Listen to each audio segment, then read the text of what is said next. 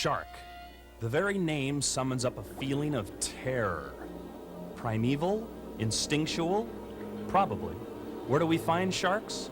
Mostly salt water, of which the largest bodies are the oceans. Hello, I'm Peter Galkey. The ocean. Many words have been used to describe it.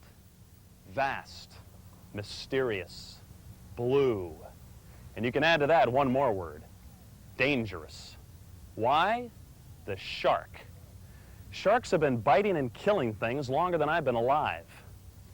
This shark cage protects the diver from even the largest underwater predators. Later on, I'll be going below the surface without it. But first, let's take a look at this most dangerous inhabitant of the strange wilderness beneath the top part of the ocean. Every year, hundreds of people enjoy the beach. And to most of us, the nearby ocean is a place to swim, fish, explore, recreate, and dump partially treated human excrement. But what else is going down in this bizarre, wet wilderness? If this large school of dolphins could talk, they'd probably be dismembered and analyzed by some government research institute. There are a little over 50 different species of fish, including the chub flounder. Bloated and unloved, they'd be sad if they weren't so pathetic. We see here the Bassau grouper, so called because of their dorsal fins, which are made of a pliable, lightweight white pine. The magnificent hairless eel, which scientists have theorized that, because of their complex cerebral cortexes, may be every bit as intelligent as insects. The swift and deadly barracuda, of which nothing is known. The sea turtle is the only sea creature to have evolved into a land creature, only to evolve back into a sea creature after a traumatic experience with hyenas. The useless squibbly, which experts guess is filled with a self-loathing of unparalleled depth. Christ, look at that thing. This fish has no defense from attack at all and is usually eaten within 2 minutes of its birth.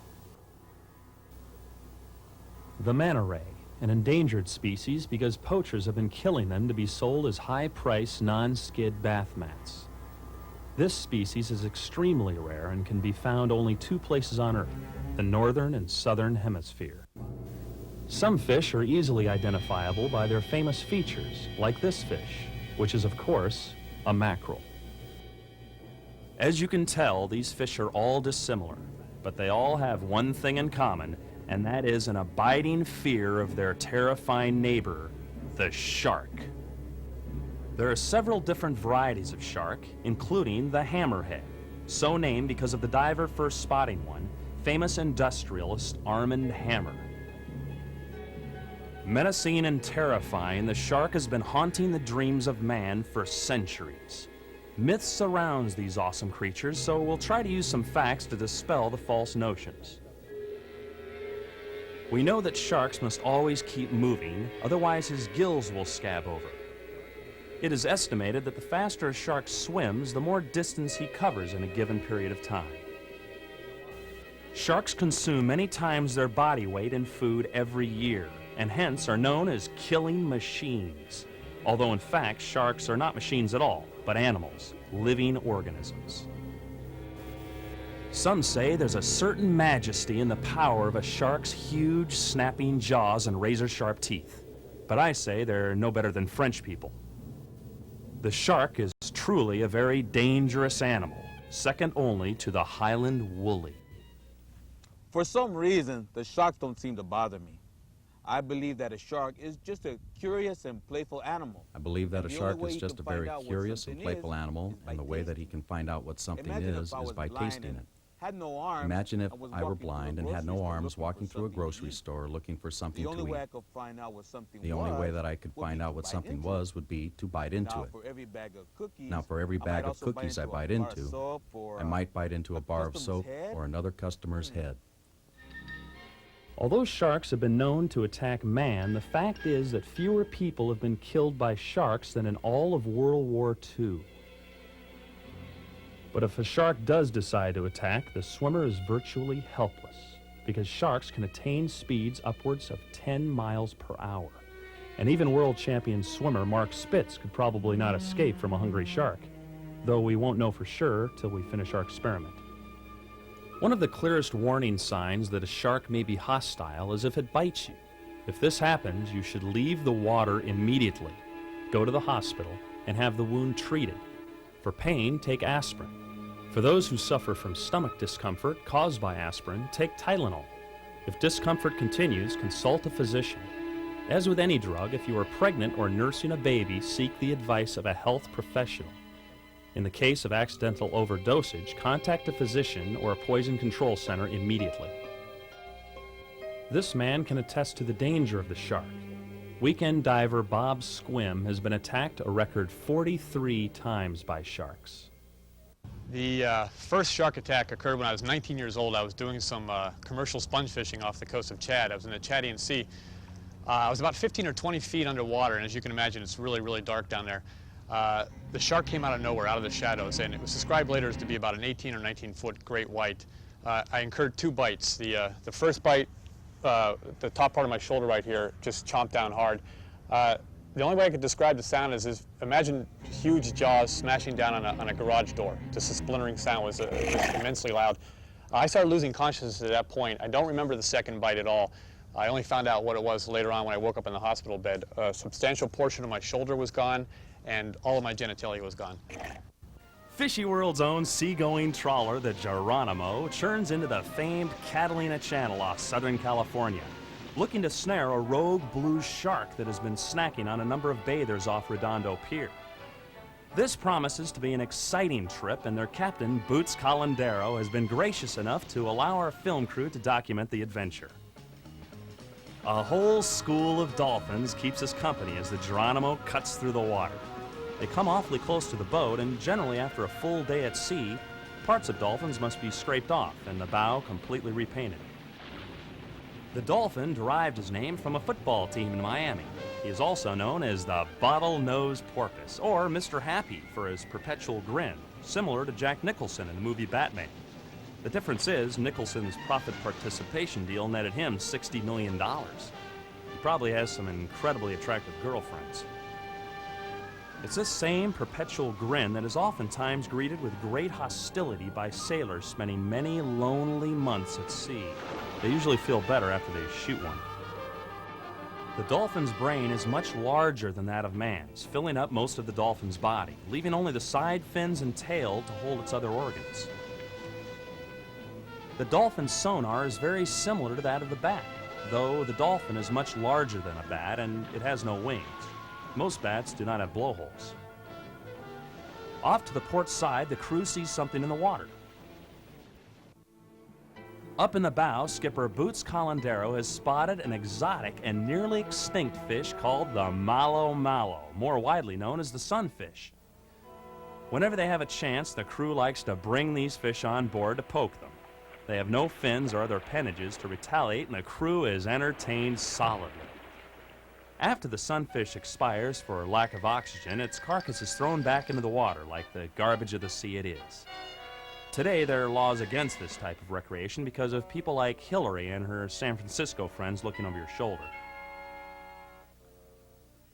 Well, fun's over for now. It's time for the crew to get serious because they've just spotted that rogue blue shark they've been hot on the trail of.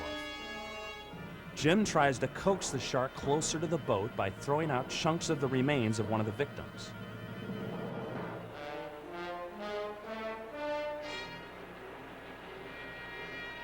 By teasing the shark with a rubber fish, Jim is able to lure the killer closer to the noose. This is not hard to do, seeing as how the shark's brain is no bigger than a pistachio. Boots has the noose ready as Jim leads the shark into the shark's snaring device. And they've got him! Look out! Those razor-sharp teeth are as sharp as razors, and they can cut through many things. Justice is swift in these outer waters, so taking the law into their own hands, the crew lynches the troublesome shark.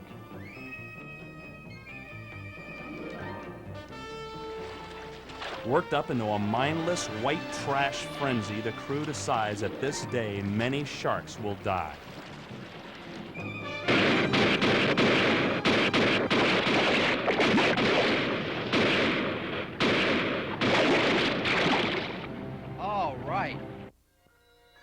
The shark is a hunter, always in motion, moving forward constantly, foraging, cruising, in the hopes of coming across some sailor at a bus station, a young man, not much money, hungry and in need of a warm meal, perhaps a place to spend the night, or maybe just in the hopes of coming across a large fish or an elephant seal. Where do sharks come from? It is a little-known fact that some baby sharks are not born by their mothers, but are hatched from out of the ocean bottom like potatoes. The female shark generally becomes pregnant through artificial insemination. Some people have enlivened the monotony of this process by experimentation, some would say irresponsibly, with interbreeding. Here, researchers load up the inseminator with the sperm of a bull elephant. Once loaded and primed, the experts seal off the carb holes and pressurize to an exact PSI. This inseminator is being loaded with the spermatozoon of 10,000 fire ants. This should make for an interesting experiment. Diver Arnie Spigot is saying, "Look out, here comes Papa." Also, experiments in the interbreeding of sharks with man were attempted in the early 70s, but were discontinued by all but a few zealots. I was swimming as furiously as I could toward shore, but unfortunately my entrails were trailing out behind me, my intestines and so forth, about 10 yards. Picture swimming really hard, dragging like, say, 10 yards of German link sausage. Just the going was rough. As we all know, sharks will eat literally anything, including these vomit-filled socks thrown to them by the crew, who at this point are half crazy from boredom. Sharks like to eat, with slightly less than 3,000 razor-sharp teeth that are sharp as razors, and a tongue shaped like a human hand which enables it to drag its prey into its gullet. It is an awesomely efficient eating machine. Although it's not actually a machine, as we said earlier, it's a living organism, not a machine. But most of all, sharks like to eat these. No matter how many sea lions are eaten each year by sharks, it never seems like enough. When a shark appears in the area, sea lions quickly leave the water. Fortunately for them, there are no tigers on shore waiting for them, or else they would have a difficult choice. Perhaps in a future show we will set up this scenario just to find out what the sea lion would do. The sea lion is not actually a lion. Lions are mammals, and sea lions are large, gelatinous insects. To get closer to these remarkable creatures, we put one of our biologists, Danny Gutierrez, in an amazingly lifelike sea lion costume. Unfortunately, over time, we forgot which one he was, and we ended up leaving him. To the shark, a newborn baby seal is a delicacy because its slimy outer covering lets it slide down nice and easy. As we said earlier, sharks will eat literally anything. A great white was recently caught off the coast of Zambia, and these are the contents that were pulled from its belly.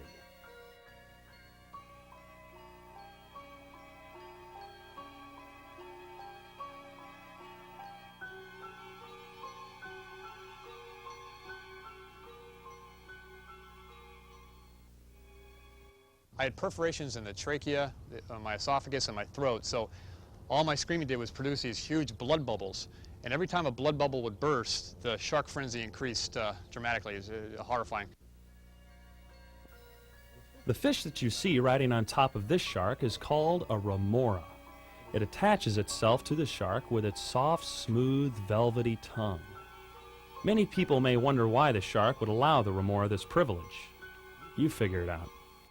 Aside from the fruity remora, the shark has no other friends and will attack anything in its path. To find out more about Mr. Shark's aggressive ways, we visited the Shark Institute in La Jolla, California.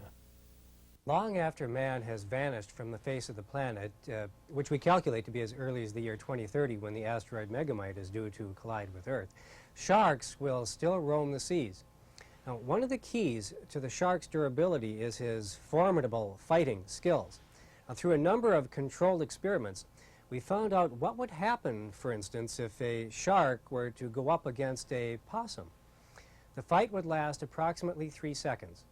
Against a full-grown mallard, the fight would last 5 seconds because of the duck's awkwardness.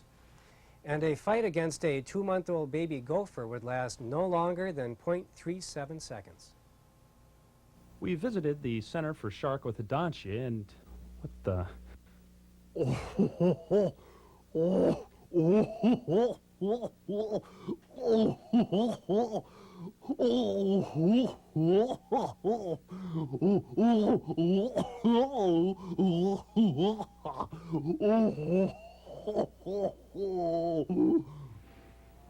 While at the Institute, if you have time, be sure to check out the remnants of the incredible Megalodon shark. The Megalodon roamed the Earth's seas billions of years ago, and if alive today, could have easily swallowed actor Robert Culp in one bite. Luckily, this did not happen in the late 70s, or we would have been deprived of his great work on Greatest American Hero. Our crew visited Tahiti to look for the famous Tahitian reef sharks of legend. The name Tahiti was created in 1951 by a travel agent in Columbus, Ohio. Its original name was Puss Island. Like many Pacific islands, Tahiti is not attached to the ocean floor. It floats with the currents meandering throughout a 500-mile circle south of Japan.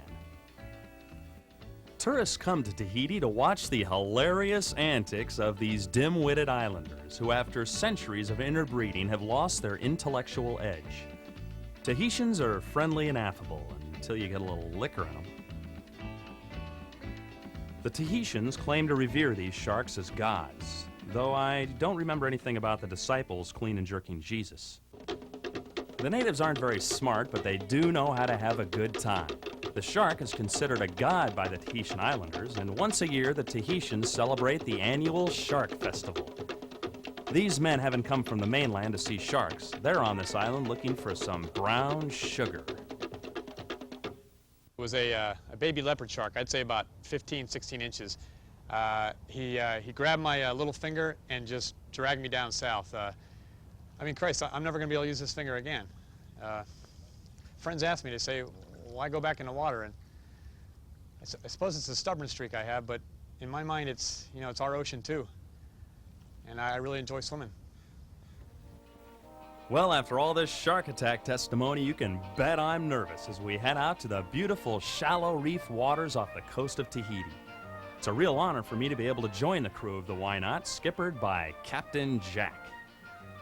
The Why Not is a 93-foot motorized catamaran equipped with 13 Mopar 383 Magnum engines and each topped off with a Holly 4-barrel.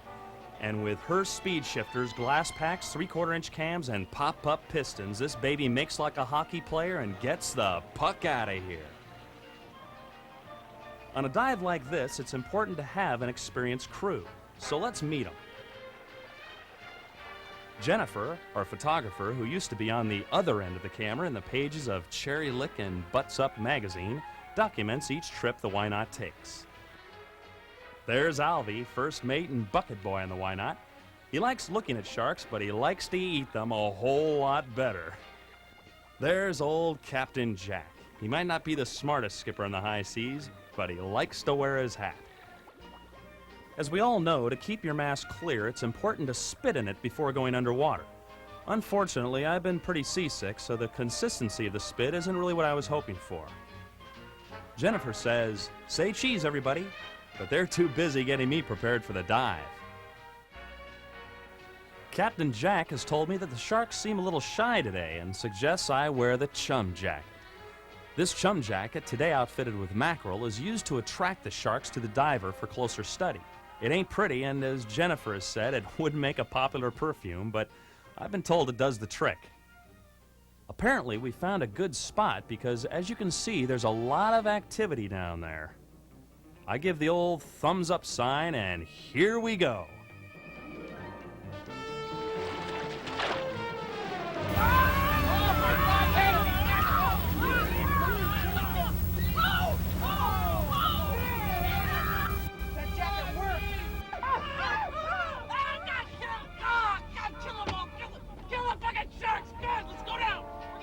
This type of interaction with a shark can bring up the emotions even in an experienced outdoorsman like me.